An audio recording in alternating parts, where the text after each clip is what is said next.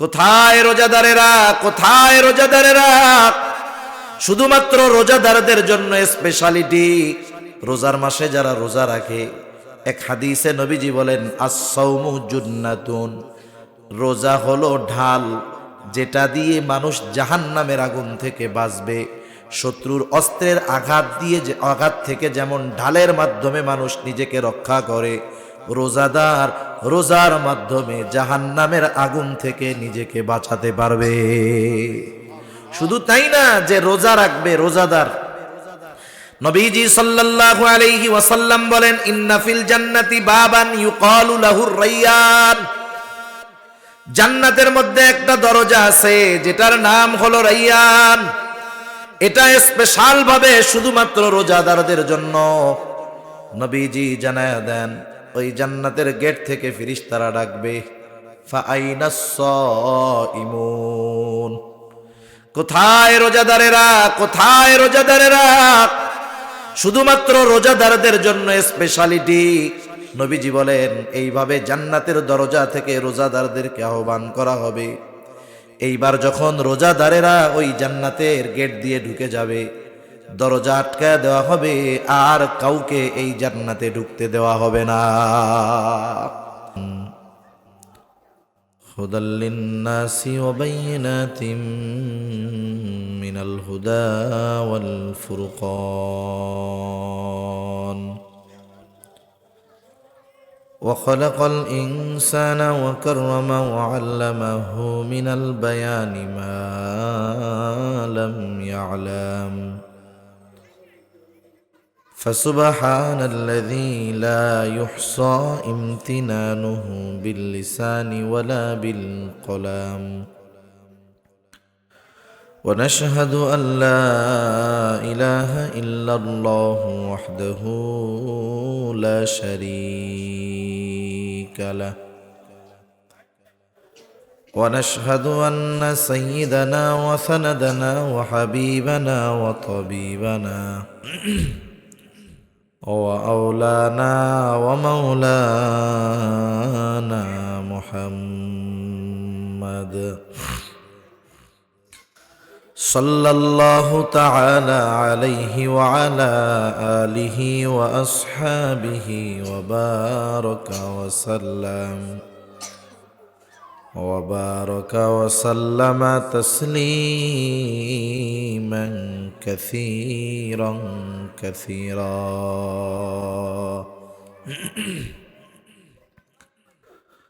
أما بعد فأعوذ بالله من الشيطان الرجيم. بسم الله الرحمن الرحيم.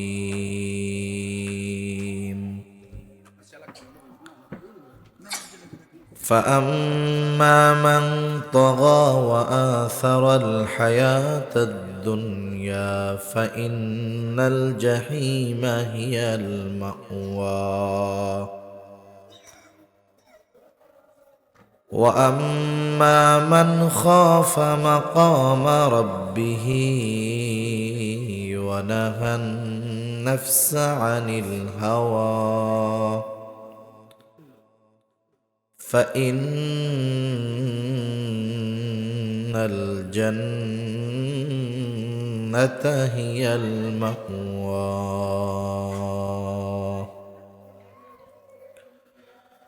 صدق الله العلي العظيم. আমরা মুহাব্বতের সাথে দুরূদ শরীফ পাঠ করি। اللهم صل على محمد وعلى آل محمد كما صليت على إبراهيم وعلى آل إبراهيم إنك حميد مجيد. اللهم بارك على محمد وعلى آل محمد كما باركت على إبراهيم وعلى آل إبراهيم إنك حميد مجيد بلغ العلا بكماله كشف الدجى بجماله حسنت جميع خصاله صلوا عليه وآله لا إله ভোকাল কমান আওয়াজটা শক্ত করেন আর কি, আর বাকি ঠিক আছে। লা ইলাহা ইল্লাল্লাহ কমান, এটা কমান, এটা কমান, তো জিকির করি আমরা এটা কমাবে, হ্যাঁ এটা কমান, আরো কমান, মাইকের মতো টনটন আওয়াজ করেন। লা ইলাহা ইল্লাল্লাহ লা ইলাহা ইল্লাল্লাহ লা ইলাহা ইল্লাল্লাহ মুহাম্মাদুর রাসূলুল্লাহ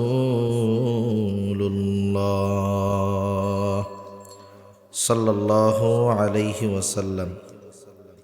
আলহামদুলিল্লাহ,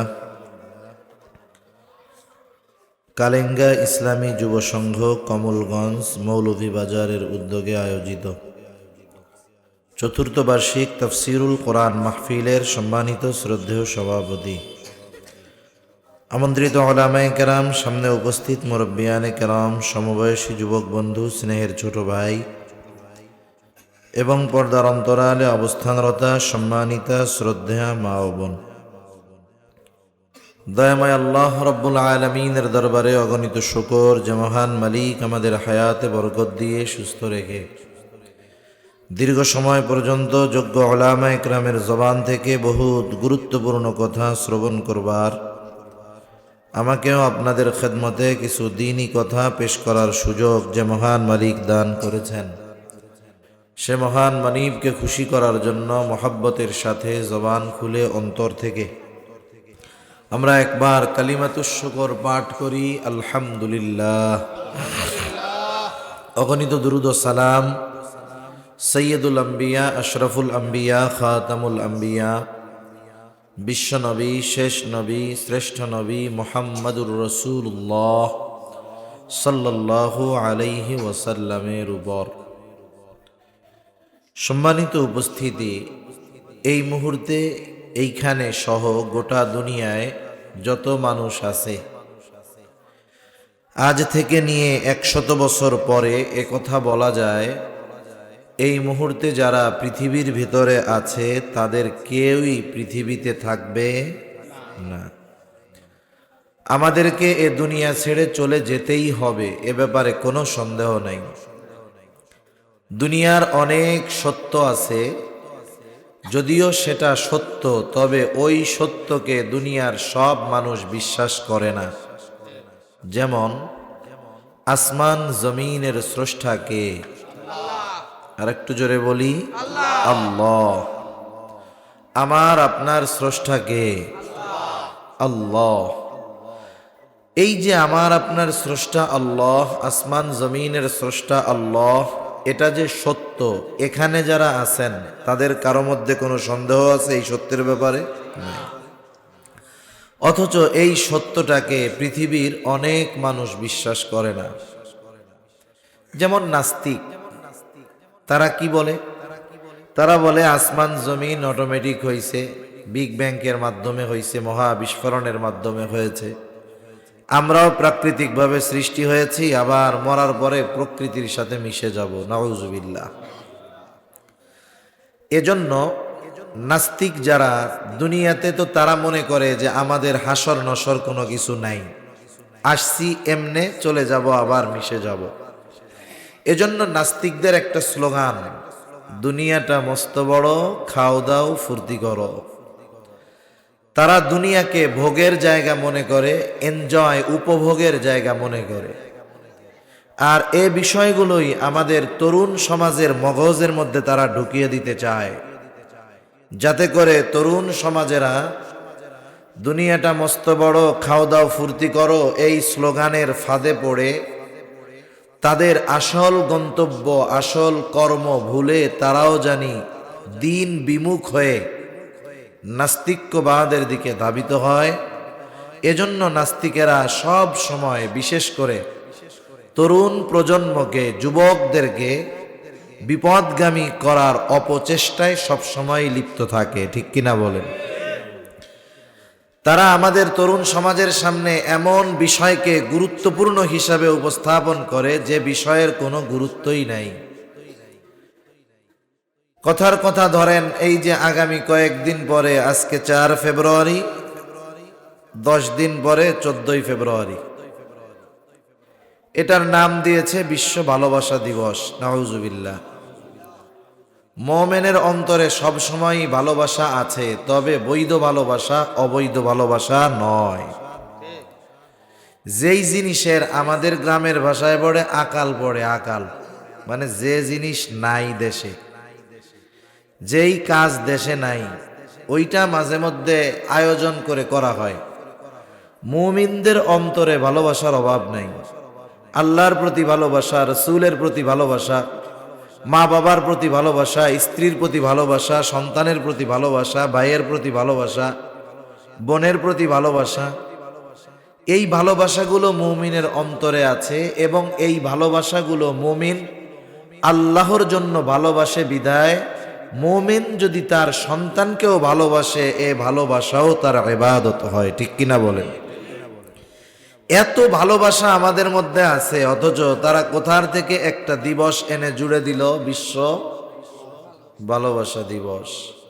আহ, এই দিন কত অপরাধ, কত অন্যায়, কত অশ্লীলতা যে হয়, সব কথা সব জায়গায় বলা যায় না, কিছু বিষয় বুঝে নিতে হয়। এই বিশ্ব ভালোবাসা দিবসের আমদানি আমাদের দেশে যে করেছেন, যারা করেছেন, এরা নাস্তিক্যবাদের দোসর। কেন? আমাদের তরুণ প্রজন্মকে বৈধ ভালোবাসা থেকে বের করে অবৈধ ভালোবাসার দিকে ঢুকিয়ে জাহান্নামের পথিক বানাতে চায়। ঠিক কিনা বলেন? এই ধরনের অপকর্মে আমাদের যুবকদেরকে লিপ্ত করে দুনিয়াটাকে এনজয়ের জায়গা তারা মনে করবে। তাদের আসল গন্তব্য, আসল কর্মসূচি তাদেরকে ভুলায় রাখবে। আর উপরন্ত আফসোসের সাথে বলতে হয়, মুসলমানের ঘরে জন্ম নিয়ে সেও অনন্তকাল জাহান্নামের বাসিন্দা হয়ে যাবে। এজন্য আমাদেরকে আগে বুঝতে হবে যে আমরা এ দুনিয়াতে কেন আসছি, আমাদের কাজ কি, এটা আমাদের গন্তব্য জানতে হবে। মানুষ যখন তার গন্তব্য জানে না, আপনারা হয়তো অনেকে স্কুলে পড়ছেন, আমরাও স্কুলে পড়ছি ছোটবেলায়, আমরা একটা কম্পোজিশন পড়েছিলাম, এম ইন লাইফ, জীবনের লক্ষ্য।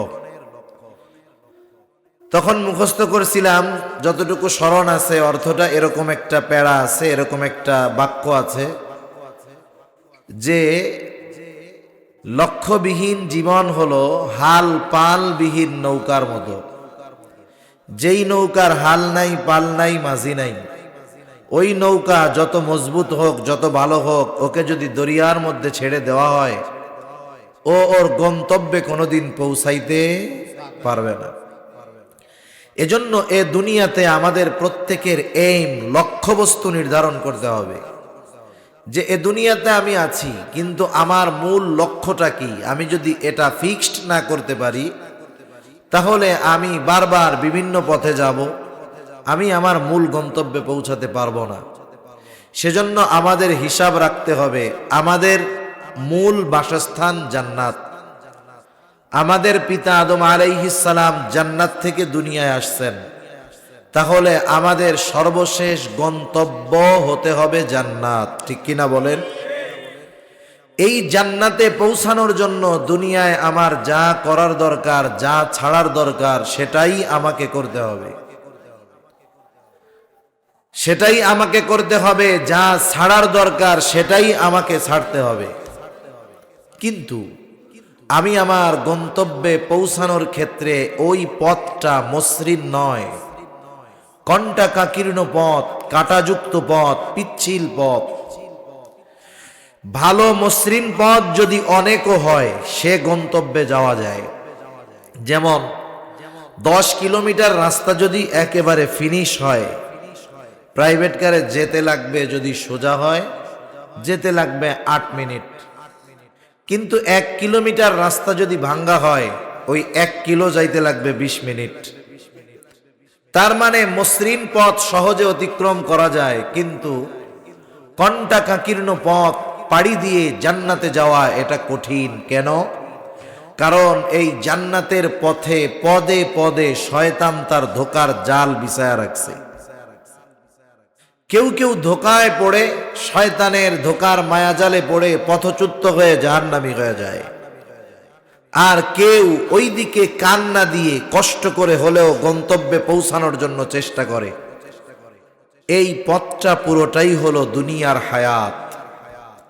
এজন্য দুনিয়ার এই হায়াত নামক পথে কেউ হয়তো জান্নাতকে লক্ষ্যবস্তু নির্ধারণ করে দুনিয়ার শত কষ্ট, ব্যস্ততা, লাঞ্ছনা এগুলোকে উপেক্ষা করে জান্নাত পর্যন্ত পৌঁছানোর চেষ্টা করে। উপরন্তু কেউ এই দুনিয়ার সামান্য মোহে পড়ে, লোভে পড়ে, পথচ্যুত হয়ে শয়তানের ধোকায় পড়ে জাহান্নামের বাসিন্দা হয়ে যায়। এজন্য আমরা যদি জান্নাতে পৌঁছাতে চাই, জান্নাতের কর্ম করতে হয় দুনিয়ায়।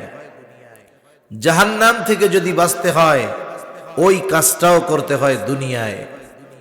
কারণ দুনিয়ার হায়াত অল্প, কিন্তু এই অল্প হায়াতের দাম, মূল্য অনেক বেশি। কারণ এই অল্প হায়াতকে কাজে লাগিয়ে কেউ হয়তো অনন্তকালের জান্নাতের মালিক হয়, আবার কেউ এই দুনিয়ার হায়াতকে অপব্যয় করে, নষ্ট করে কেউ অনন্তকালের জাহান্নামের বাসিন্দা হয়। এজন্য আমি আপনাদের খেদমতে যে আয়াতগুলো তিলাওয়াত করেছি, একেবারে সংক্ষিপ্ত সারে এই আয়াতের সারমর্ম সহ কোন কাজে আমরা জান্নাত পাবো, কোন কাজগুলো ত্যাগ করলে জাহান্নাম থেকে বাঁচতে পারবো, আমি দীর্ঘ আলোচনা করব না, দীর্ঘ বিষয় বলবো না, এতে জেহেনে থাকে কম। চেষ্টা করব অল্প কথা যেন জেহেনে নিয়ে আমরা বাড়ি ফিরতে পারি। আল্লাহ সুবহানাহু ওয়া তাআলা আমাকে ওই ধরনের কথাই বলার তৌফিক দেন যা আমাদের দুনিয়া আখিরাতের জন্য কল্যাণকর হয়। আল্লাহ সুবহানাহু ওয়া তাআলা বলতেছেন যে আসলে সফল কারা? দুনিয়ার সফলতা আসল সফলতা নয়, দুনিয়াবি ব্যর্থতা আসল ব্যর্থতা নয়। আসল সফলকে আর আসল ব্যর্থকে আল্লাহ তাআলা বলেন, وَإِنَّمَا تُوَفَّوْنَ أُجُورَكُمْ يَوْمَ الْقِيَامَةِ فَمَنْ زُحْزِحَ عَنِ النَّارِ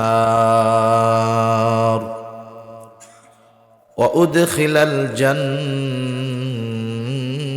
فَقَدْ فَازَ। আল্লাহ রাব্বুল আলামিন বলেন, কিয়ামতের দিন মানুষকে তার দুনিয়ার কর্মের পূর্ণ প্রতিদান দেওয়া হবে। ফামান যুহজিহা আনিন নার, যাকে জাহান্নাম থেকে বাঁচানো হবে, আগুন থেকে বাঁচানো হবে। ওয়া উদখিলাল জান্নাতা ফাকাদ ফাজ, জান্নাতে প্রবেশ করানো হবে, আগুন থেকে বাঁচানো হবে। আল্লাহ তাআলা বলেন ফাকাদ ফাজ, সে সফল হয়ে যাবে। তার মানে যে জান্নাতি সে সফল, যে জাহান্নামী সে ব্যর্থ। কারণ দুনিয়ার মধ্যে মানুষের আমলের প্রতিদান আল্লাহ তাআলা কিয়ামতের ময়দানে দিবে। দুনিয়ার মধ্যে যারা নেক আমল করবে, ঈমানের সাথে থাকবে, তারা তো জান্নাতি। যারা এগুলোর সাথে নাই তারা জাহান্নামী। আল্লাহ তাআলা ব্যাপক কথাগুলোকে সংক্ষিপ্ত সারে আমাদেরকে জানায় দেন কারা জাহান্নামী, কাদের আবাসস্থল হবে জাহান্নাম। আল্লাহ তাআলা বলেন, ফাআম্মা মান তাগা ওয়া আসারাল হায়াতাদ দুনিয়া ফাইন্নাল জাহিমা হিয়াল মাওয়া। আল্লাহ রাব্বুল আলামিন এখানে দুটো কারণকে সামনে আনছেন। আল্লাহ রাব্বুল আলামিন বলেন, ফাআম্মা মান তাগা, যে সীমা লঙ্ঘন করলো, সীমা লঙ্ঘন করলো, সীমা লঙ্ঘন করলো। সীমাটা কি? আপনারা জেনে থাকবেন ভারতের সাথে আমাদের একটা বর্ডার আছে না নাই? চতুর্দিক দিয়ে তার কাটার বেড়া আছে বেশিরভাগ জায়গায়। এই সীমানার দ্বারা বোঝা যায় এটা বাংলাদেশের এরিয়া, ওইটা ভারতের এরিয়া। বলেন তো, কোন ব্যক্তি ভিসাবিহীন, পাসপোর্টবিহীন তথা ভারতীয় হাই কমিশনের অনুমতিবিহীন তাদের দেশে যদি সে প্রবেশ করে, তাহলে এই প্রবেশটা বৈধ নাকি অবৈধ? একটু চিন্তা করেন। আমাদের দেশেরও যেমন একটা সীমানা আছে, সীমা আছে, শরীয়তেরও এরকম একটা সীমা আছে। শরীয়তে আল্লাহ রাব্বুল আলামিন তার আদেশ নিষেধের একটা সীমানা দিয়ে দিয়েছেন। যেমন সীমানা কি? আল্লাহ তাআলা আদেশের মাধ্যমে কিছু সীমানা দিয়েছেন, নিষেধের মাধ্যমে কিছু সীমানা দিয়েছেন। আদেশ, বান্দা নামাজ পড়ো, কেউ যদি এই আদেশ মান্য করে সে শরীয়তের সীমার মধ্যে থাকলো, সে নিরাপদ। কিন্তু কেউ যদি এই আদেশ অমান্য করে নামাজ না পড়ে, সে সীমা লঙ্ঘন করলো। সীমা লঙ্ঘন করলে, যেমন আমরা দেশের সীমানা যদি অন্যায়ভাবে অতিক্রম করি, ভারতীয় বিএসএফ যদি গুলি করে দেয়, ধরে নিয়ে যায়, তাহলে তেমন কিছু বলার থাকে না। অনুরূপভাবে নামাজ পড়তে হবে, আদেশ, এটা শরীয়তের সীমা। যদি কেউ না পড়ে সে সীমা লঙ্ঘনকারী। আল্লাহ তাআলা বললেন, বান্দা হারাম খায়ও না, হারাম না খাওয়া এটা শরীয়তের সীমা। কেউ যদি খায় তাহলে সীমা লঙ্ঘনকারী। এক কথায় আল্লাহ রাব্বুল আলামিনের যত আদেশ নিষেধ আছে সব কিছু যে মান্য করে সে শরীয়তের গণ্ডির মধ্যে থাকে,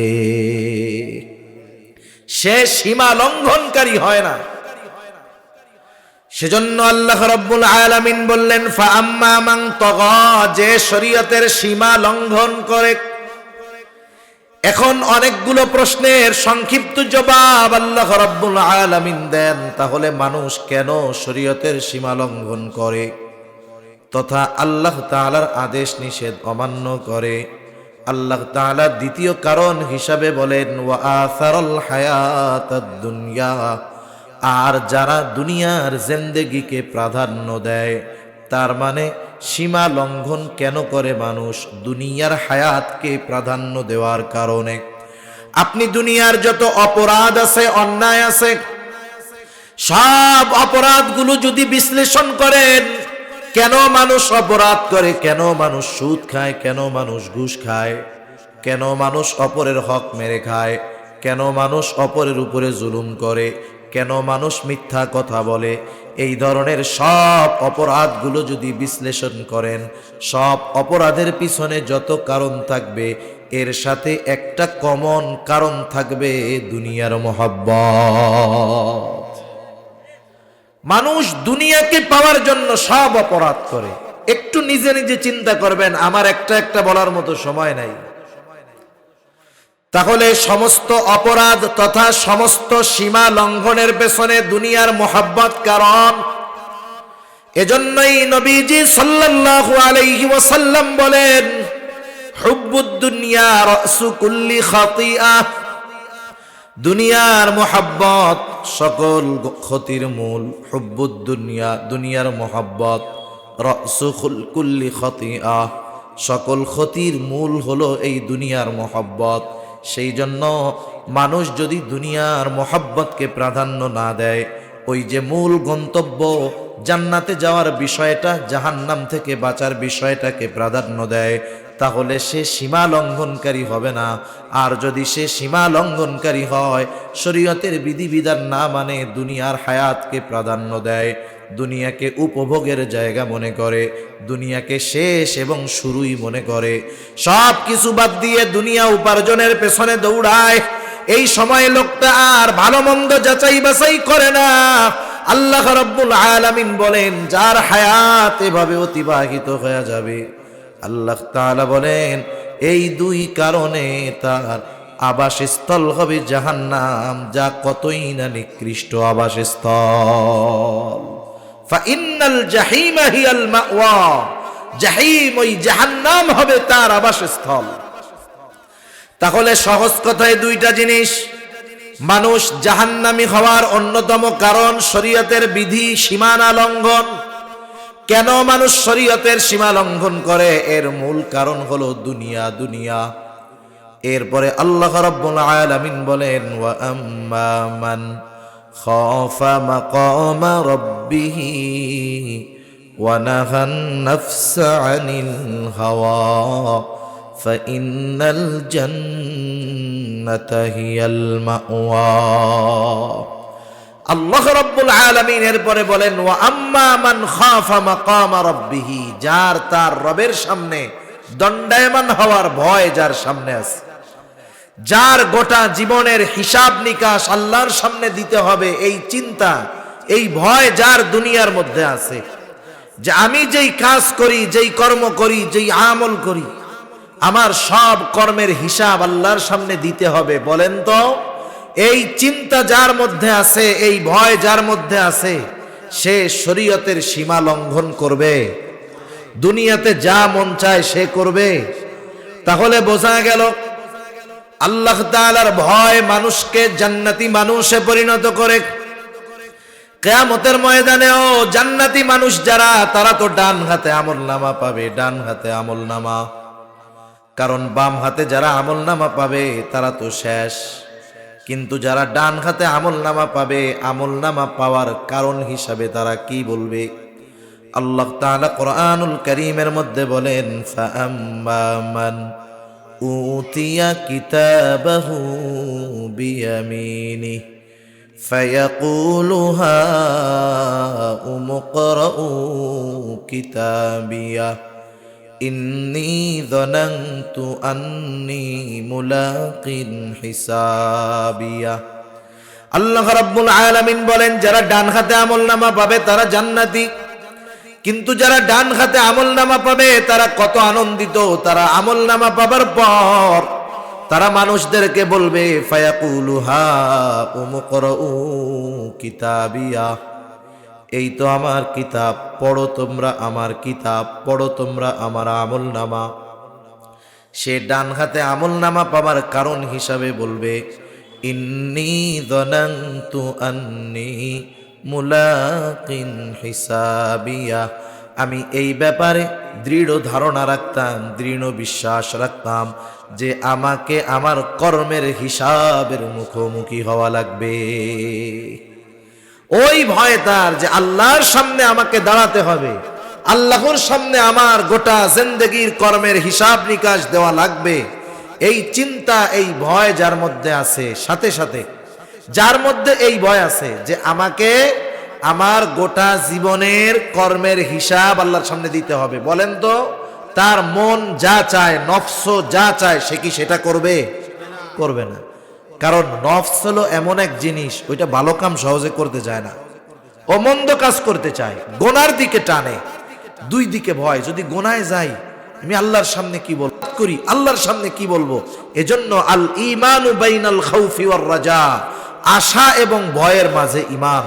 এই যে ভয় হবে যে আল্লাহর সামনে কি বলবো, ওই দিক দিয়ে শয়তানে অন্তরে ওয়াসওয়াসা দিবে, আরে একবার আয় না, অসুবিধা কি, মাফ চাইলে তো আল্লাহ মাফ করে দিবে। কিন্তু না, সে আল্লাহর সামনে দণ্ডায়মান হওয়াকে প্রাধান্য দিবে। মন যা চাইবে, চাইতে পারে অনেক কিছু, কিন্তু সে আল্লাহর ভয়ে করবে না। মনে করেন অনেক সময় অনেক জিনিস আছে আমাদের সামনে, দেখতে মন চায়, ধরতে মন চায়, নিতে মন চায়। ওই দিক দিয়ে যদি বলা হয় যে তুমি ওইটা ধরতে পারবা, নিতে পারবা, কিন্তু টাচ করলেই গুলি তোমার গায়ে লাগবে, ধরলেই গুলি গায়ে লাগবে, বলেন তো ওইটা তো ধরতে মন চায়, ধরলে কি লাগবে? ধরবেন আপনি? মন তো চাইতেছে, ধরবেন না কেন? কারণ ধরলে কি আসবে? আঘাত আসবে। এই বিষয়টাই মনে রাখতে হবে। মন বহুত কিছু চাইতে পারে, কিন্তু মনের চাওয়া অনুযায়ী কিছু করা যাবে না। চিন্তা করতে হবে, আমাকে আল্লাহর সামনে দাঁড়াতে হবে। এ কথাই বলতেছে আল্লাহ তাআলা, ওয়া আম্মা মান খাফা মাকামা রাব্বিহ, যে তার রবের সামনে দণ্ডায়মান হওয়াকে ভয় করে, ওয়া নাহান নাফসা আনিল হাওয়া, আর মন যা চায় তা করে না, বরং আল্লাহ যা চায় সেটা করে, ফাইনাল জান্নাতা হিয়াল মাওয়া, তার আবাসস্থল হবে জান্নাত। সেজন্য এক নম্বরে আমরা যদি জান্নাতি হতে চাই, আল্লাহর সামনে দণ্ডায়মান হওয়াকে ভয় করতে হবে। হাজারো বিষয় আমার আপনার সামনে আসতে পারে, কিন্তু চিন্তা করতে হবে আল্লাহর ভয়, আল্লাহর ভয়। এক যুবকের ঘটনা আমি আপনাদের শোনাই। কিতাবের নাম হলো মান আশা বাদাল মাউত, লিখছেন প্রসিদ্ধ মুহাদ্দিস আবু বকর ইবনে আবিদ দুনিয়া। তিনি এই কিতাবের মধ্যে একটা যুবকের ঘটনা বর্ণনা করেছেন। সেই যুবক হযরত ওমর রাদিয়াল্লাহু তাআলা আনহুর সময়ের যুবক। যুবকটা হযরত ওমর রাদিয়াল্লাহু তাআলা আনহুর কাছে সব সময় থাকতো, কাছে বসতো, পাশে বসতো। ওই যুবকের ছিল একটাই আপনজন, তার বাবা। তার বাবা বাড়িতে থাকতো। সে বাবার যা কিছু প্রয়োজন, সব কিছু প্রয়োজন মিটায়া সে আবার মসজিদে নববীর মধ্যে অবস্থান করত। এই যুবক যখন বাসা থেকে মসজিদে নববীতে আসা যাওয়া করত, ওমরের দরবারে আসতো। আসার পথে পথিমধ্যে একজন সুন্দরী দুশ্চরিত্রা নারী তাকে ডিস্টার্ব করত। ওই নারী ওই যুবকটাকে কাছে পাওয়ার জন্য খুব কামনা করত, আশা করত। এই যুবক তাকে পাত্তাই দিত না। এভাবে চলতেছে দুনিয়া। হঠাৎ করে একদিন যুবক ওই মহিলার ফাঁদে পড়ে গেল, শয়তানের ধোকায়। যুবকটা যখন ঘরের মধ্যে চলে গেল, অন্দরমহলে মহিলা নিয়ে গেল। এইবার মহিলার আজকে আনন্দের দিন, এতদিনের চাওয়া পাওয়া পূর্ণ হওয়ার মতো অবস্থা। মহিলা তার গোলামকে ডাক দিয়া পাঠায় দিছে, বাজারে যাও, ভালো মন্দ ফল কিনে আনো, সুগন্ধি কিনে আনো। আজকে আমি আমার কাছের পছন্দের মানুষকে পেয়ে গেছি, কথা হবে, গল্প হবে। যুবকটা তো শয়তানের ধোকায় পড়ে ভিতরে ঢুকে গেছে। এইবার যখন ওই মহিলা যুবকের নিকটে আসতে গেছে, যুবকটা হঠাৎ করে অজ্ঞান হয়ে জমিনের উপরে পড়ে গেল। এইবার নড়াচড়া দেয়, কিরে খোঁজ খবর নাই, হুশ তো ফিরে না। এইবার গোলাম যখন ফিরে আসছে, যুবক তো অজ্ঞান, হুশটুস নাই, বোঝা যায় না বেঁচে আছে নাকি মারা গেছে। মহিলার অন্তরে যেই আনন্দ ছিল, মুহূর্তের মধ্যে চিন্তায় পরিণত হয়ে গেছে। এইবার রাতের বেলা যুবকটাকে দুজনে ধরাধরি করে এইবার ওই যুবককে তার ঘরের সামনে শোয়ায় রাখছে, ফালায় রাখছে। প্রতিদিন এশার নামাজের পরে যুবক বাবার ঘরে আসতো, খাওয়া দাওয়া করতো, বাবার যা প্রয়োজনীয়তা সব সেরে আবার সে মসজিদে চলে যাইত। কিন্তু আজকে তো আর বাসায় আসে না, কারণ বাসায় ঢোকার আগে শয়তানের ঢোকায় পড়ে যুবক ভিতরে চলে গেছে। এইবার বাবাও চিন্তা করতেছে কি ব্যাপার, রাত দীর্ঘ হয়, ছেলে কেন আসে না। বাবা ছেলেকে খুঁজবার জন্য যখন দরজা খুলে বাহির হয়, দেখে সামনে তার কলিজার টুকরা সন্তান অজ্ঞান হয়ে পড়ে আছে। যুবক ওই মহিলা যে তাকে ডিস্টার্ব করে কাউকে কথা বলে নাই, কেউ জানে না, অজ্ঞান হয়ে পড়ে আছে।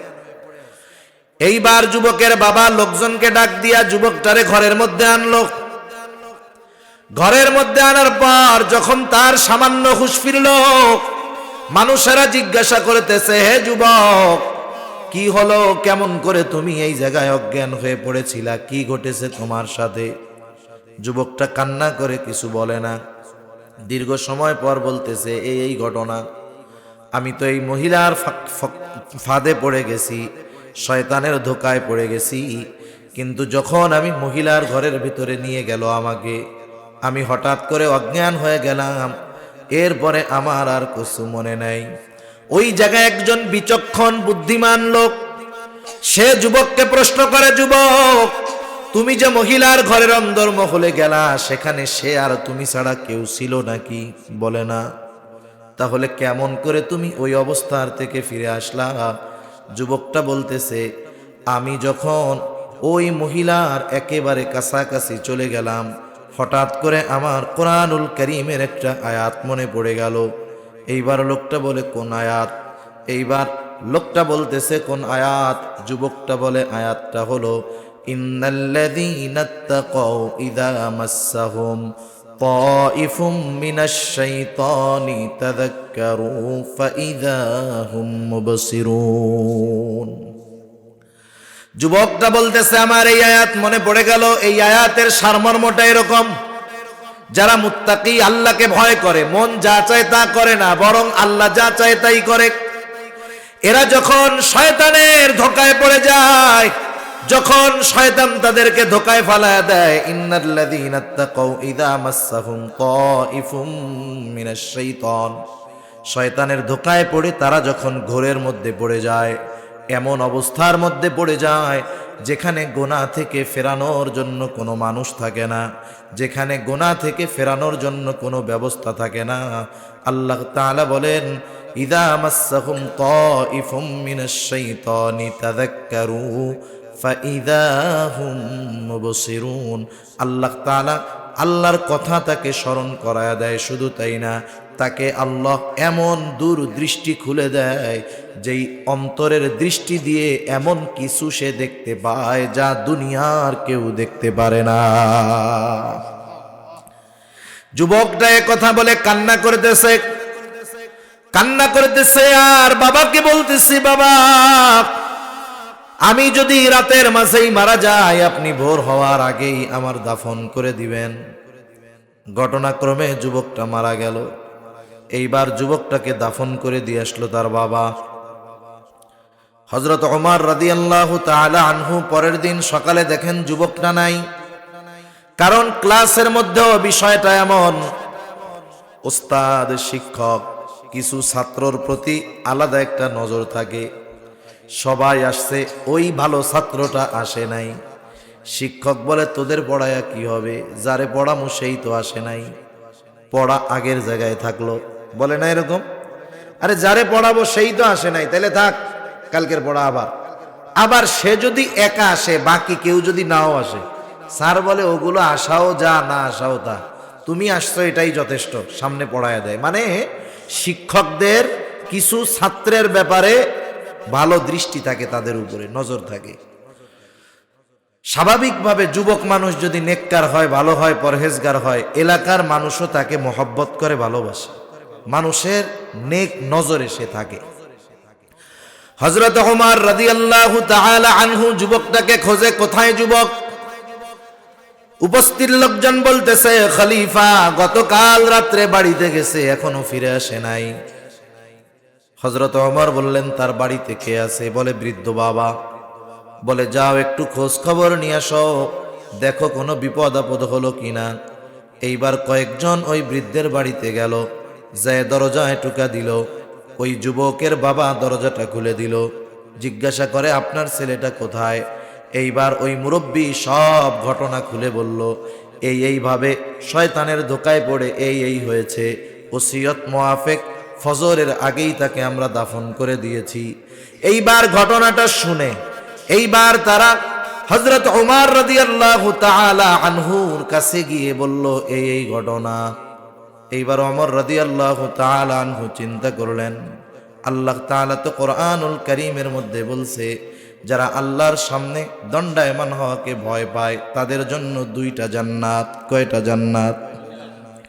তাদের জন্য তো দুইটা জান্নাত। ওয়ালিমান খাফা মাকামা রাব্বিহি জান্নাতান, যারা আল্লাহর সামনে দণ্ডায়মান হওয়াকে ভয় পায় তাদের জন্য দুটো জান্নাত। এইবার হযরত ওমর রাদিয়াল্লাহু তাআলা আনহু তিনি চিন্তা করতেছেন, এই যুবক আল্লাহর ভয়ে এত কাছে গিয়েও গুনার থেকে ফিরে আসছে, একটু জানতে মন চায় যে সে কি এই দুই জান্নাতের মালিকানা পেল কিনা। হযরত ওমর সাধারণ কোনো মানুষ নয়, এ তো এই ওমর যিনি মসজিদে নববীর মেম্বারে বসে ওই 1000 মাইল দূরে থাকা সৈন্যদেরকে দিক নির্দেশনা দেয়। হাজার হাজার মাইল দূরে সৈন্যবাহিনী, হযরত ওমর রাদিয়াল্লাহু তাআলা আনহু মসজিদে নববীর মেম্বারে দাঁড়ানো, তিনি খুতবা দিচ্ছেন। সৈন্যবাহিনী 1000 মাইল দূরে দাঁড়ানো, মুসলিম সৈন্যবাহিনীর অপোজিটে কাফের সৈন্যবাহিনী আসতেছে। হযরত ওমর খুতবার মধ্যে হঠাৎ করে বললেন, ইয়া সারিআতাল জাবাল, এই পাহাড়ের ওই পাশে সৈন্য আছে, কিন্তু বাহিনী আছে কোথায়? 1000 মাইল বেশি হবে দূরে, উনি আছেন মসজিদে নববীতে। এই ওমরের নজর এমন নজর, 1000 মাইল দূরের বিষয় আল্লাহ তাআলা তার সামনে নিয়ে আসছে। এই ওমরের গলার আওয়াজ এমন আওয়াজ 1000 মাইল দূরে পৌঁছায় গেছে। ওই সেনাবাহিনীর যিনি প্রধান ছিলেন তিনি ছিলেন 1000 মাইল দূরে, কিন্তু ওমর রাদিয়াল্লাহু তাআলা আনহুর এই নির্দেশ তিনি 1000 মাইল দূর থেকে স্পষ্ট শুনতে পেয়েছে।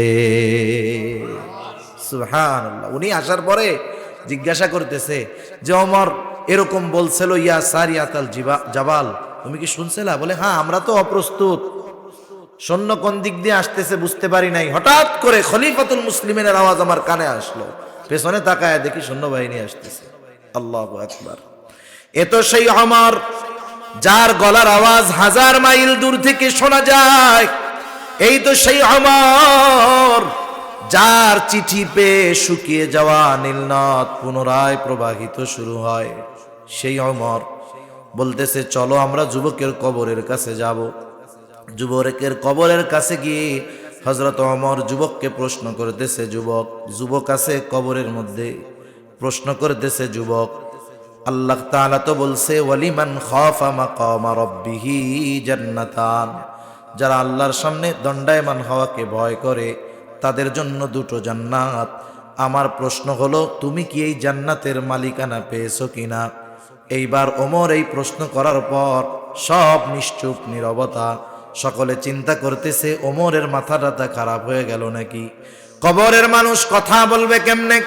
সবাই চুপ, নিশ্চুপ নীরবতা। হঠাৎ করে সবাই স্পষ্ট আওয়াজ শুনতে পায়, বলতেছে ও ওমর, আমার আল্লাহ আমাকে এই 2 জান্নাতের মালিকানা দিয়ে দিয়েছে। সেজন্য আমি বলেছিলাম আল্লাহ তাআলা বললেন ওয়া আম্মা মান খাফা মাকামা রাব্বিহি ওয়া নাহান নাফসা আনিল হাওয়া, যারা আল্লাহর সামনে দণ্ডায়মান হওয়াকে ভয় করে আর মন যা চায় তা করে না, আল্লাহ তাআলা বলেন ফা ইন্নাল জান্নাতা হিয়াল মাওয়া, তাদের আবাসস্থল হলো জান্নাত। জান্নাত জাহান্নামের অস্তিত্ব আছে এ ব্যাপারে কারো সন্দেহ আছে? কারণ জান্নাত জাহান্নাম দর্শন করে এসেছেন এমন ব্যক্তি যিনি গোটা জিন্দেগিতে কোনোদিন মিথ্যা কথা বলেন নাই। রাসূল আকরাম সাল্লাল্লাহু আলাইহি ওয়াসাল্লামকে আল্লাহ তাআলা দুনিয়া থেকে জান্নাত জাহান্নাম দেখাইছেন। রাসূলুল্লাহ সাল্লাল্লাহু আলাইহি ওয়াসাল্লাম নামাজে দাঁড়ায় গেছেন সাহাবাদেরকে নিয়ে, সূর্যগ্রহণের নামাজ অথবা সালাতুল ইস্তিসকা, বৃষ্টি প্রার্থনার নামাজ। নবীজি নামাজের মধ্যে দাঁড়ায় গেছেন, নামাজ চলতেছে। হঠাৎ করে নবীজি নামাজের স্থান থেকে সামনের দিকে আগায় গেলেন, হাতটা বাড়াইলেন, আবার হাতটা পেছনের দিকে নিয়ে আসলেন। একটু পরে উনি আবার একটু পেছনের দিকে আসলেন, আবার সামনে জায়গা মতো গিয়ে দাঁড়াইলেন। নামাজের পরে নবীজিকে প্রশ্ন করা হলো, ইয়া রাসূলুল্লাহ, আপনি নামাজের মধ্যে একবার সামনে গেলেন আর একবার পেছনে আসলেন, কারণটা কি? এইবার নবীজি বললেন, শোনো, যখন আমি নামাজের মধ্যে ছিলাম, প্রথমে যখন সামনে গেলাম, আল্লাহ তাআলা জান্নাতটাকে আমার সামনে তুলে ধরছে, আর আমি দেখতে পেলাম জান্নাতের একটা আঙ্গুরের থোকা জ্বলতেছে। আমি চিন্তা করলাম সেখান থেকে একটা আঙ্গুর এনে তোমাদেরকে খাওয়াই। আবার হাতটা সরায় আনলাম, চিন্তা করলাম, এজন্য আমি পেছনের দিকে সরে আসলাম। মোট কথা হলো, দুনিয়ার জমিন থেকে আল্লাহ তাআলা আমার আপনার নবীকে জান্নাত দেখায় আনছেন, জাহান্নাম দেখায় দিয়েছেন। সাথে সাথে আল্লাহ রাব্বুল আলামিন আমার আপনার নবীকে মেরাজে নিয়ে জান্নাত এবং জাহান্নামের সব অবস্থা আল্লাহ তাআলা দেখায় আনছে। সেজন্য আমরাও জান্নাতে যেতে চাই, আমরাও জাহান্নাম থেকে বাঁচতে চাই। আমি জান্নাতের নাজ নেয়ামতের বর্ণনাও বলবো না, জাহান্নামের কষ্টের কথাও বলবো না। শুধু এগুলো পাওয়ার জন্য কি করণীয়, বাঁচার জন্য কি করণীয়, আমি 2-4টা কথা বলে শেষ করে দিব। জান্নাত যদি পেতে চাই কি করণীয়? জান্নাত যদি চাই আমরা, হাদিসের মধ্যে আসছে নবীজি সাল্লাল্লাহু আলাইহি ওয়াসাল্লাম বলেন, তোমরা আল্লাহ তাআলার কাছে জান্নাতুল ফেরদাউস চাইবা, কারণ জান্নাতুল ফেরদাউস হলো স্পেশাল জান্নাত। রাসূল আকরাম সাল্লাল্লাহু আলাইহি ওয়াসাল্লাম জানায় দিয়েছেন জান্নাতুল ফেরদাউস চাইবা। জান্নাতুল ফেরদাউস যদি চাই আমাদের কি দরকার? আল্লাহ তাআলা বলেন, ইন্নাল্লাযীনা আমানু ওয়া আমিলুস সলিহাত কানাত লাহুম জান্নাতুল ফিরদাউসি নুজুলা। জান্নাত পাওয়ার জন্য দুটো জিনিস দরকার। এক নাম্বার ঈমান দরকার, শিরিক মুক্ত ঈমান। দুই নাম্বার দরকার আমলে সালেহ, তথা ওই আমল যেই আমল একমাত্র আল্লাহর জন্য করা হয়, এই আমল দরকার। এটা হতে পারে নামাজ, এটা হতে পারে রোজা, এটা হতে পারে যাকাত। সেজন্য প্রত্যেকটা নেক আমল যেটা আল্লাহর জন্য করা হয়, এটা জান্নাতে যাওয়ার জন্য সহায়ক। যেমন সামনে অল্প কিছুদিন পর আসতেছে রমাদান মাস, রোজার মাস। রোজার মাসে যারা রোজা রাখে, এক হাদিসে নবীজি বলেন আস-সাওমু জুন্নাতুন, রোজা হলো ঢাল, যেটা দিয়ে মানুষ জাহান্নামের আগুন থেকে বাঁচবে। শত্রুর অস্ত্রের আঘাত থেকে যেমন ঢালের মাধ্যমে মানুষ নিজেকে রক্ষা করে, রোজাদার রোজার মাধ্যমে জাহান্নামের আগুন থেকে নিজেকে বাঁচাতে পারবে। শুধু তাই না যে রোজা রাখবে রোজাদার, নবীজি সাল্লাল্লাহু আলাইহি ওয়াসাল্লাম বলেন ইন্না ফিল জান্নাতি বাবান ইউকালু লাহুর রায়্যান, জান্নাতের মধ্যে একটা দরজা আছে যেটার নাম হলো রায়্যান। এটা স্পেশাল ভাবে শুধুমাত্র রোজাদারদের জন্য। নবীজি জানায়া দেন ওই জান্নাতের গেট থেকে ফেরেশতারা ডাকবে ফাআইনাস সাইমুন, কোথায় রোজাদারেরা, কোথায় রোজাদারেরা। শুধুমাত্র রোজাদারদের জন্য স্পেশালিটি। নবীজি বলেন এইভাবে জান্নাতের দরজা থেকে রোজাদারদেরকে আহ্বান করা হবে। এইবার যখন রোজাদারেরা ওই জান্নাতের গেট দিয়ে ঢুকে যাবে, দরজা আটকায় দেওয়া হবে, আর কাউকে এই জান্নাতে ঢুকতে দেওয়া হবে না। তাহলে আমি যে কথা সোজা বলতে চাচ্ছি যে আমাদের ঈমানকে পরিশুদ্ধ করা, সাথে সাথে নেক আমল করা, নামাজ, রোজা, হজ, যাকাত, যত ভালো কাজ আছে সব ভালো কাজগুলা হলো জান্নাতে যাওয়ার পাথেয়। মনে রাখবেন, মানুষের কিন্তু ভালো কাজ করার জন্য নফস সায় দেয় না। কিন্তু নফস যদি বলে আরে ফজরের নামাজে উঠা কষ্ট করে নামাজ পড়বি, আর একটু শুয়ে থাক, নফসে তো এটা বলবে। কিন্তু আমি কি নফসের তাবেদারি করব না আল্লাহর হুকুম মানব? নফসের সাথে লড়াই করতে হবে আমাদের। তাহলে কি হবে? জান্নাতে যাওয়া সহজ হবে। এবার জাহান্নাম থেকে বাঁচার জন্য কি করণীয়? হায় হায়, জাহান্নাম তো কঠিন এক জায়গা। মানুষ মৃত্যুর পরে হাদিসের মধ্যে আসছে কারো কবর হয় জান্নাতের বাগান, কারো কবর হয় জাহান্নামের গর্ত। কারো কবর হয় জাহান্নামের গর্ত, কারো কবর হয় জান্নাতের বাগান। যার কবর জান্নাতের বাগান হবে সে মনে করবে এটাই মনে হয় জান্নাত, খুশির ঠেলায় মনে করবে আমি তো জান্নাতে চলে আসছি। এবার ফেরেশতা এসে বলবে আরে না মিয়া, এটা জান্নাত না, তোমার আসল অবস্থান স্থল জান্নাত, সেটা তো তুমি আরো পরে পাবা। কিয়ামত কায়েম হবে, এরপরে তোমাকে তোমার আসল ঠিকানায় দেওয়া হবে। আর তুমি যেটা দেখতেছো এটা জান্নাতের তুলনায় কিচ্ছুই না। অথচ সে মনে করতেছিল জান্নাত, কারণ এর চাইতে নেয়ামতের কিছু আর হতে পারে না। আবার কারো কারো কবর হবে জাহান্নামের গর্ত, কারো কবর হবে জাহান্নামের গর্ত। সে মনে করবে এটাই মনে হয় জাহান্নাম। তাকে জানানো হবে না তোমার আসল আবাসস্থল তো এটা নয়, জাহান্নামের শাস্তির তুলনায় তোমার কবরের এই শাস্তি কিছুই না। এইবার ওই লোকটা বলবে আল্লাহ আপনি কিয়ামত কায়েম কইরেন না, আপনি বিলম্ব করেন। শুধু তাই না, এই যার কবরে আযাব হচ্ছে সেও তো কিয়ামতের ময়দানে উঠবে, উঠবে না? কিয়ামতের ময়দানে উঠে কিয়ামতের ময়দানের অবস্থা দেখে সে কবরে আযাবের কথা ভুলে যাবে।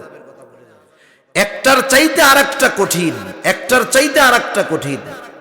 সে যখন হাসরের ময়দানে উঠবে মনে করবে আমি কবরের মধ্যে ঘুমায়াছিলাম। এজন্য কি বলবে জানেন? মাম বাআসানা মিন মারকাদিনা, কে আমাদেরকে আমাদের অবস্থান স্থল থেকে জাগায়া দিল। আপনি জাগায় দেন কারে? যে ঘুমায় আছে তারেই না উঠায়া দেন। সে মনে করবে যে আমাদেরকে কে আমাদের ঘুমন্ত থেকে জাগ্রত কইরা দিল, অথচ সে কবরে আযাবে ছিল। শুধু হাসরের অবস্থা দেখে ও চিন্তা করবে কবরে তো জান্নাতে ছিলাম।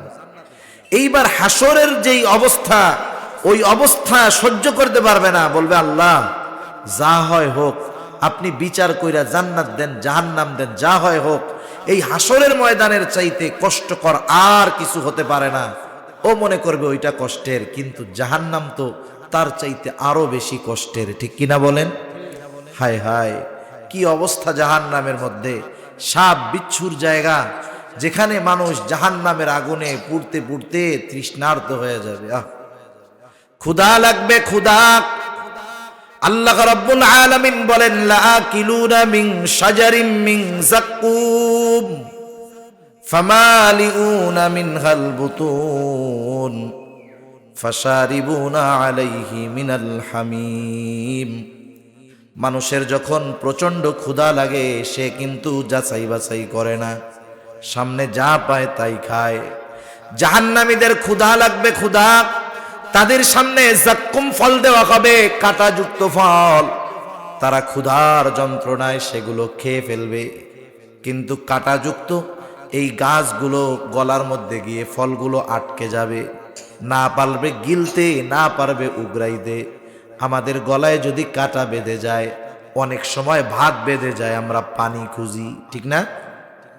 ওরাও এখন পানি পান করার জন্য পানি খুঁজবে, যাতে করে ওটা গলার থেকে নিচে নেমে যায়।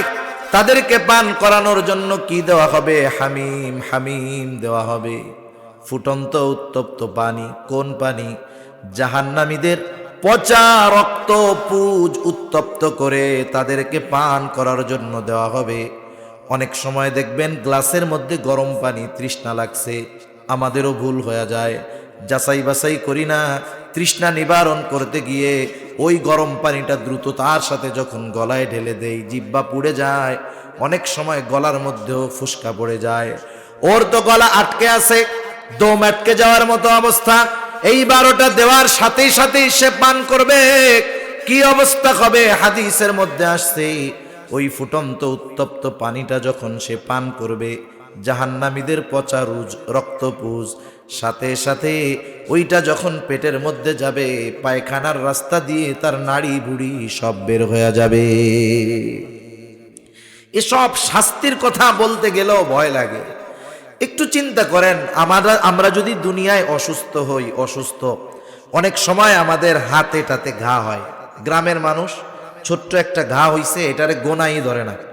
কৃষিকাজ করে যারা পরিশ্রমী মানুষ, ছোটখাটো ঘা হইলে এগুলা ওনাদের কাছে ডোন্ট কেয়ার, চিন্তা করে এটা এক সপ্তাহ পরে এমনিই চলে যাবে। ডায়াবেটিক্স যদি না থাকে কোনো টেনশন নাই, কিন্তু বেচারার ডায়াবেটিক্সও নাই, সুস্থ মানুষ, ছোট্ট একটা ঘা হইছে, এক সপ্তাহ, এক মাস, 2 মাস, 6 মাস পার হয়ে যায়, ঘাটা সারেই না। তখন কিন্তু চিন্তা হবে, কি ব্যাপার, এটা তো সেরে যাওয়ার কথা, আমার ডায়াবেটিক্স নাই, এরপরেও কেন এই অবস্থা হইল? এবার সে ডাক্তারের কাছে যাবে, ডাক্তারের কাছে গিয়ে ডাক্তার দেখাবে, ডাক্তার বলবে আপনি ঢাকায় চলে যান। ঢাকায় গিয়ে ভালো মতো চেক আপ করায়া ডাক্তার এবার বলতেছে আপনি তো দেরি করে ফেলছেন। মানে আপনার এই ঘাটা তো সাধারণ ঘা ছিল না, এটা ছিল ক্যান্সারের আলামত, ক্যান্সারের আলামত ছিল, আপনি গুরুত্ব দেন নাই। 6 মাস 1 বছর পার হয়ে গেছে, এখন ওই ক্যান্সারের জীবাণু আর এক জায়গায় নাই, ছড়ায় গেছে অনেক দূর। আপনার যদি হাত বাঁচাতে হয় আঙ্গুল কাটতে হবে, কি করবেন? আঙ্গুল কাটবেন না? টাকাও দিবেন, কাটবেনও। আবার যদি ভালো মতো কাটা হয়, দেশে আইসা গর্বের সাথে বলবেন ওরে বাবা সেই ভালো ডাক্তার, কত সুন্দরভাবে আঙ্গুলটা ফেলাই দিছে। ডাক্তার যদি ওই সময় বলে আপনার জীবন বাঁচাতে হলে হাত ফেলে দিতে হবে, কি করবেন? খুশি মনে টাকাও দিবেন, হাতটাও ফালাবেন, আইসা আবার গর্বের সাথে বলবেন সেই রকম ডাক্তার নিখুঁতভাবে হাতটারে কাইটা ফেলাই দিচ্ছে। হায় হায়, জীবন বাঁচানোর জন্য যদি এই হাত ফেলে দিতে হয়, আমরা আনন্দের সাথে টাকা দিয়ে ফালাইয়া দিই। কিন্তু জাহান্নাম থেকে বাঁচার জন্য যদি কিছু বদ কর্ম বাদ দিতে হয়, ভালো কাজ করতে হয়, আমরা সেগুলো করতে রাজি নাই। আফসোস আমাদের জন্য। সেজন্য জাহান্নামের এই শাস্তি যেন ভোগ করতে না হয়, কারণ জাহান্নামের শাস্তিটা এত কঠোর, এত কঠিন। আল্লাহ রাব্বুল আলামিন বলেন জাহান্নামের ইন্ধন হবে মানুষ আর পাথর, ওয়াকুদুহান নাস ওয়াল হিজারা আলাইহা মালাইকাতুন গিলাদুন শিদাদ লা ইয়াসুনাল্লাহা মা আমারহুম ওয়া ইয়াফআলুনা মা ইউমারুন। আল্লাহ রাব্বুল আলামিন বলেন, আলাইহা মালাইকাতুন গিলাদুন শিদাদ, জাহান্নামের ইন্ধন হলো মানুষ আর পাথর। ওয়াকুদুহান নাসু ওয়াল হিজারা আলাইহা মালাইকাতুন গিলাদুন শিদাদুন লা ইয়াসুনাল্লাহা মা আমারহুম, সেইখানে আছে একদল কঠোর স্বভাবের রুক্ষ স্বভাবের ফেরেশতা। গিলাদুন শিদাদ লা ইয়াসুনাল্লাহা মা আমারহুম ওয়া ইয়াফআলুনা মা ইউমারুন। তারা আল্লাহ তাআলার নাফরমানি তো করেই না, বরং আল্লাহ তাআলা তাদেরকে যা বলে তারা তাই করে। তারা তো জাহান্নামীদের শাস্তি দিতে থাকবে, জাহান্নামীরা চিৎকার করবে। জাহান্নামের ফেরেশতাদের সর্দার যে, তার নাম হলো মালিক। তার নাম কি বলেন তো? মালিক। এবার জাহান্নামীরা ডাকবে, নাদাউ ইয়া মালিক ইয়া মালিক ইয়া মালিক, ডাকতে থাকবে। তাফসীরের মধ্যে আসছে 1000 বছর পর জাহান্নামের ফেরেশতাদের সর্দার মালিক তাদের ডাকের জবাব দিবে।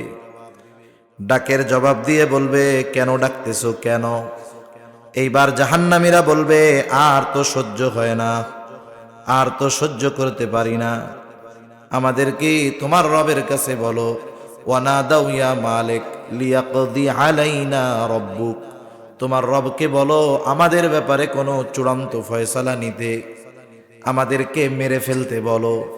কারণ জান্নাতি আর জাহান্নামীরা, জান্নাতি জান্নাতে যাওয়ার পর, জাহান্নামী জাহান্নামে যাওয়ার পর আল্লাহ তাআলা মৃত্যুকে জবাই করে দিবেন।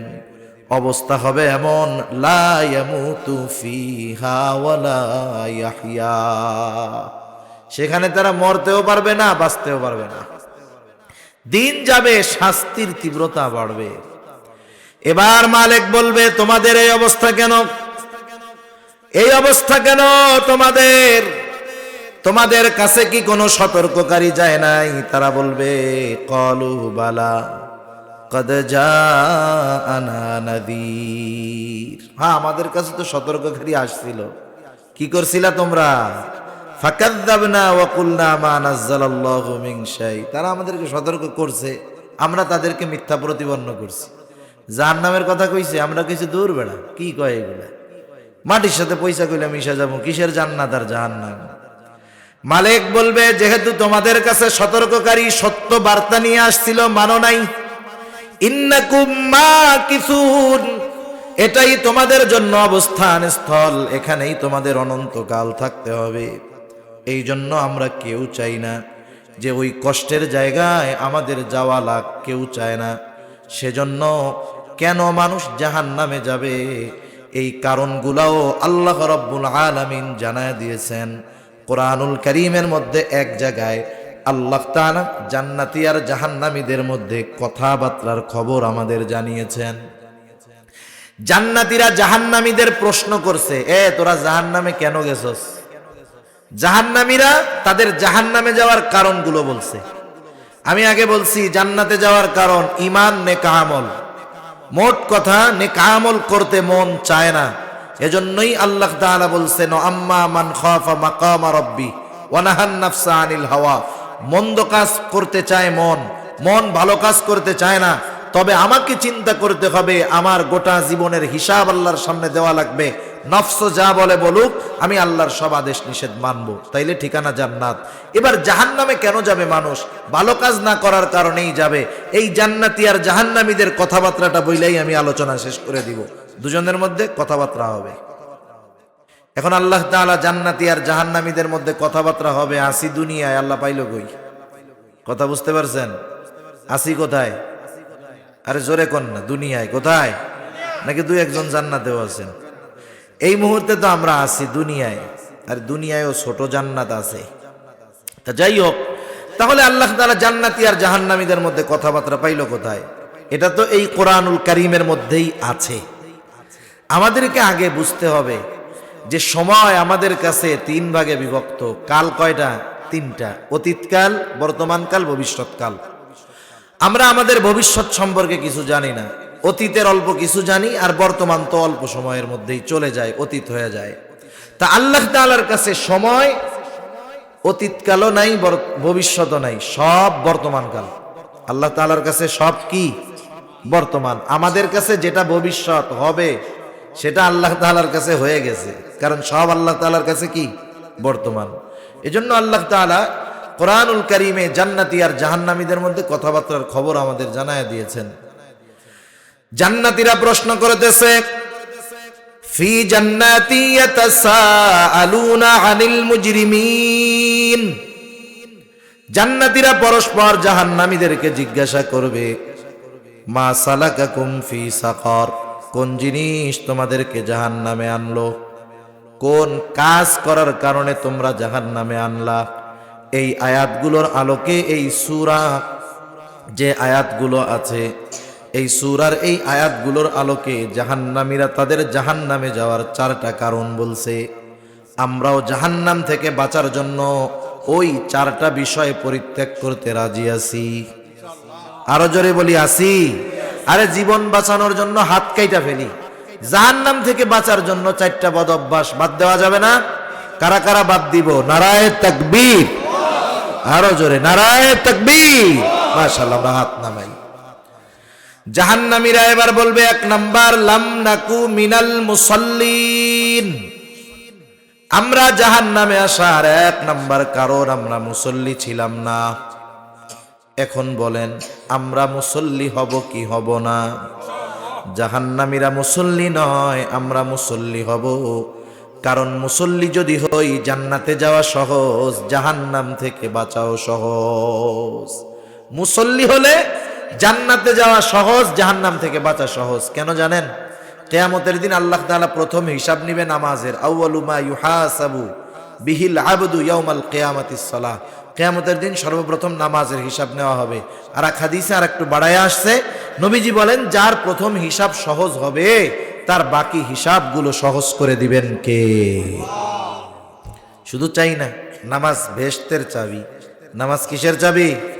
বেহেশতের চাবি। তাহলে নামাজ ছাড়া তো জান্নাতে যাওয়াই যাবে না। সেজন্য আমরা মুসল্লি হব, মুসল্লি। 2 নাম্বার কারণ তারা বলবে, ওয়ালাম নাকু নুতঈমুল মিসকিন। আমরা মিসকিনদেরকে খানা দিতাম না। জাহান্নামীদের কাজ হলো মিসকিনদের খানা দেয় না। আমরা মিসকিন, অসহায়, দরিদ্র মানুষদেরকে খানা খাওয়াবো। কারণ খানা খাওয়ানো এমনিতেই বড় ফজিলতের কাজ। আল্লাহর জন্য আপনি যদি একজন কোটিপতিকেও খানা খাওয়ান, আল্লাহর জন্য ফজিলত আছে। আবার আপনি যদি মিসকিনকে খানা খাওয়ান, দুনিয়ারও লাভ আছে। আল্লাহ তাআলা যারা মিসকিনদের খানা দেয়, অপরকে খানা দিতে উৎসাহ দেয়, আল্লাহ তাআলা দুনিয়াতে তাদের রিজিককে প্রশস্ত করে দেয়। আর যারা মিসকিনদের খানা দেয় না, অপরকেও উৎসাহ দেয় না, তাদের রিজিক আল্লাহ দুনিয়ায় সংকীর্ণ করে দেয়। সেজন্য আমরা মিসকিনদের খানা দিব। জাহান্নামীরা মিসকিনদের খানা দিত না। 3 নাম্বার কারণ, ওয়া কুন্না নাখুদু মাআল খাইদিন। আমরা অনর্থক মজলিসে যারা লিপ্ত থাকতো তাদের সাথে আমরা অনর্থক মজলিসের মধ্যে বসতাম। মনে রাখবেন, আমি কোন মজলিসে বসবো এটার একটা মূল নীতি আমি আপনাদের বলে যাই। আশরাফ আলী থানভী রহমাতুল্লাহি আলাইহি বলতেন, তোমরা ওই সমস্ত মজলিসে বসবা না যেই মজলিসের মধ্যে না দুনিয়ার উপকার আছে, না পরকালের উপকার আছে। এটা হলো মূলনীতি। আমি এক মজলিসে মনে করেন আড্ডা দিচ্ছে 10 জন, এই আড্ডার মধ্যে যদি দুনিয়ার বৈধ কোনো উপকার থাকে তাও বসা যাবে। আর যদি এই মজলিসে বসার কারণে আমি একটু দ্বীনের প্রতি আগ্রহী হতে পারি, আমল শিখতে পারি, তাইলে তো এটা দুনিয়া আখেরাত উভয় জাহানের উপকার। এর বাইরে যত মজলিস আছে সব মজলিসগুলা জাহান্নামে যাওয়ার কারণ হবে। আমাদের গ্রাম অঞ্চলে আছে, চায়ের দোকানে বৈশা বৈশা বিনা কারণে আড্ডা দেয়। আপনাদের এদিকে আছে? কোনো কাজ কাম নাই, কিচ্ছু নাই, ওইখানে বসে বসে বেহুদা সময় কাটায়। এর গিবত করে, ওর গিবত করে। আহারে, কেউ যদি মানা করে যে দেখেন ওর গীবত করেন না, কয় এত মাসালা দিও না, ওর মধ্যে দোষ আছে এই জন্যই তো কইতেছি। আরে দোষ আছে এজন্য তো গীবত, আর দোষ না থাকলে তো তহমত অপবাদ হইতো। সেজন্য অনর্থক মজলিস জাহান্নামে যাওয়ার কারণ। 4 নাম্বার, অকুন্না নুকাযযিবু বিয়াউমিদ্দিন, আমরা কিয়ামতের দিবসকে অস্বীকার করতাম। এই 4 কারণে আমরা জাহান্নামী, এই 4 কারণে আমরা জাহান্নামী। এই জন্য অনেক লম্বা আলোচনা, হয়তো অনেক কিছু মনে থাকবে না। সর্বশেষ এই কর্মগুলো যদি আমরা ছাড়তে পারি জান্নাতি, ধরতে পারি জান্নাতি, ছাড়তে পারলে বেঁচে যাব। তার মানে আমরা নামাজি যদি হই জান্নাতি হব, জাহান্নাম থেকে বাঁচব। যদি মিসকিনদের খানা দেই জান্নাতে যাওয়ার কর্ম, জাহান্নাম থেকে বাঁচার কর্ম। অনর্থক মজলিস থেকে যদি বাঁচতে পারি জান্নাতে যাওয়ার কর্ম, জাহান্নাম থেকে বাঁচার কর্ম। আর পরকাল কিয়ামতের প্রতি যদি দৃঢ় বিশ্বাস রাখতে পারি, এটা জান্নাতে যাওয়ার কাজ হবে, জাহান্নাম থেকে বাঁচার মাধ্যম হবে। সর্বশেষ একটু কথা, একটু চিন্তা করেন। মানুষ যখন দুনিয়ায় ভালো কাজ করে না, সে কিন্তু তার রূহ বের হওয়ার সময় থেকে বুঝতে পারে যে আমার অবস্থা খারাপ। যারা দুনিয়ায় ভালো কাজ করে না, গুনার কাজ করে, ও মারা যাওয়ার পরে আফসোস করে।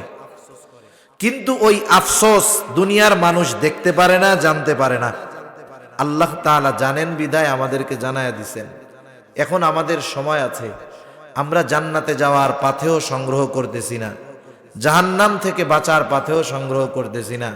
দেখেন যখন শীত আসে, শীত আগমন হতে হতেই আমরা কিন্তু শীতের পোশাকটা কিনে ফেলি, যাতে শীতের কারণে আমাদের কষ্ট না হয়।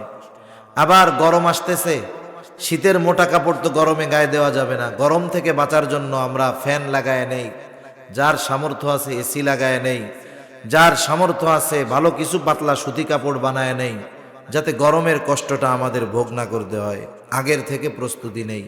সেজন্য আমাদেরকেও জান্নাত পাওয়ার প্রস্তুতি দুনিয়ায় নিতে হবে, জাহান্নাম থেকে বাঁচার প্রস্তুতি দুনিয়ায় নিতে হবে। যদি নেক আমল করি, গুনাহ ছাড়ি, এটাই প্রস্তুতি। আর যদি না করি, মরার পরে আফসোস হবে। সময় এখন আছে, এখন মূল্য বুঝতেছি না।